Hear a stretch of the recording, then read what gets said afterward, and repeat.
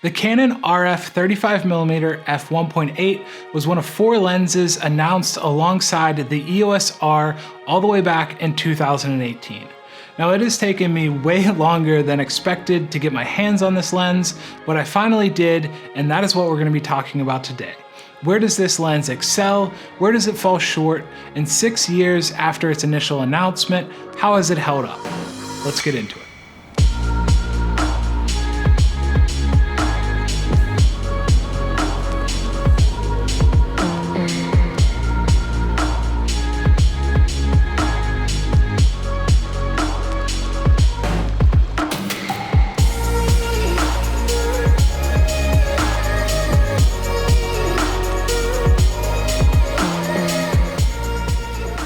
Before we talk about what I like about the lens, I wanted to talk a little bit about this setup.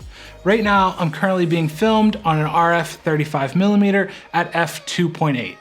Being a 35mm lens, this is a very popular focal range for these medium to wide shots, and so hopefully this gives you a pretty good understanding of what a shot like this might look like. Now, with that out of the way, let's dive into image quality. Right off the bat, I am kicking myself just a little bit for being so late to the party. Much like the RF 24mm, this is a lens that is easy to fall in love with. I shot at night around the city and then in the morning up in the mountains, and the images I saw in the back of my camera just kept me wanting more, and that is a sign of a good lens. When paired with a full frame camera, like a Canon R5 or R6, you get great separation even at relatively far distances from the camera body. Whether you're shooting landscapes or using it for more portrait work, the sharpness and gentle fall off is something that stood out to me right away. I ran some not so scientific sharpness tests so you can see for yourself just how well this lens performs. Wide open at f1.8, you can see a slight hit to the image sharpness, but still some very nice detail for such a small and compact lens. As we stop down to f2.8, you can see center and corner sharpness both clean up a little bit, and at f4, you can see it sharpen up just a little bit more.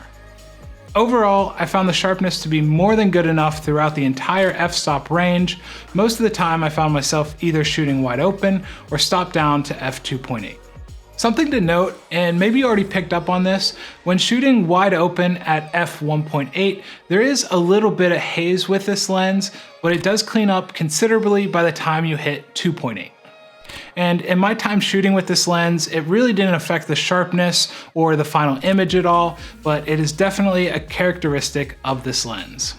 Moving on to chromatic aberration, I did notice more CA with this lens than I do with newer Canon glass, and that might be down to either lens design or possibly older manufacturing technique. It appears to share a very similar optical design to the EF 35mm f2, just flipped.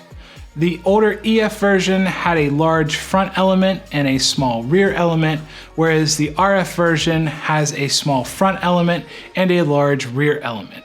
Either way, the CA does get better as you stop down, most notably in the corners, and in real-world usage, it does show up, but is easily correctable and not something I thought about either during shooting or editing.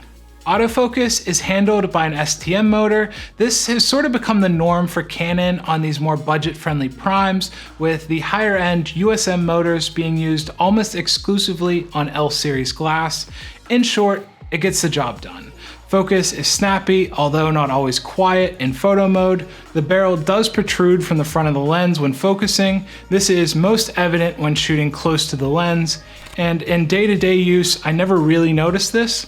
Paired with my R6, the focus acted just like any other RF lens, locking onto eyes, no weird focus hunting or jitters or anything out of the ordinary. In video mode, the camera intentionally slows down the rate in which the lens focuses, and in that case, the loudness that you can hear from the motor in photo mode all but went away. If you plan on using this lens for interviews and your talent is going to be mic'd up, or if you're going to be using a boom mic like in my case, I can promise you the lights in this room are louder than this lens. Now, something I've praised Canon for in the past, and it does hold true with this lens as well, is their inclusion of image stabilization in just about every lens they make. If you look at Sony, Panasonic, Nikon, none of these manufacturers offer image stabilization in more lenses than Canon does, and I truly appreciate them for that. Even being one of the very first RF lenses produced, when you pair this with a more modern camera with IBIS like an R5 or R6, you are getting 7 stops of image stabilization with the body and lens combo. The results of this can be felt more on the video side. Here you can see 2 shots, one with IS turned on, one with IS off. Having good image stabilization makes a huge difference when it comes to removing those small, jittery movements, but keeping that handheld feel. When it comes to shooting at night or in low light environments, I was able to handhold shots at 1/5 of a shutter and below and still get tack sharp photos. On the video side, the image I got from the RF 35mm was right up there with my more expensive RF 15 to 35mm.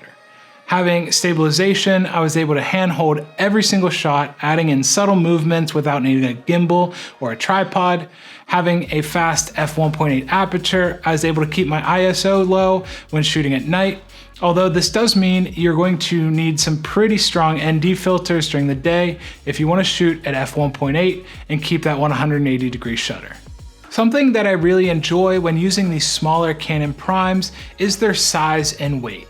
When paired with my Canon R6, this is a really well-balanced lens. It is the right size, has all the right buttons. The control ring and focus ring both work great, with the latter being nice and smooth, even on this particular lens after having many years of abuse.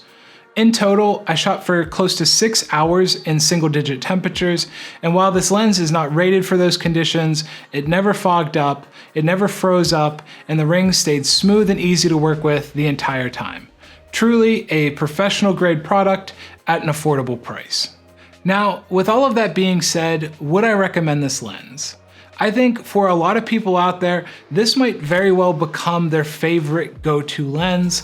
Like I said in the beginning, this is an easy lens to fall in love with, and a lot of you actually asked me to review this lens, and it's easy to see why.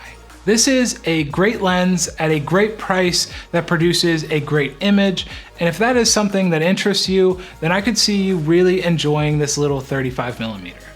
As always, if you have any questions, leave those in a comment down below and I'll do my best to answer them. Thank you so much for watching, and I'll see you in another one.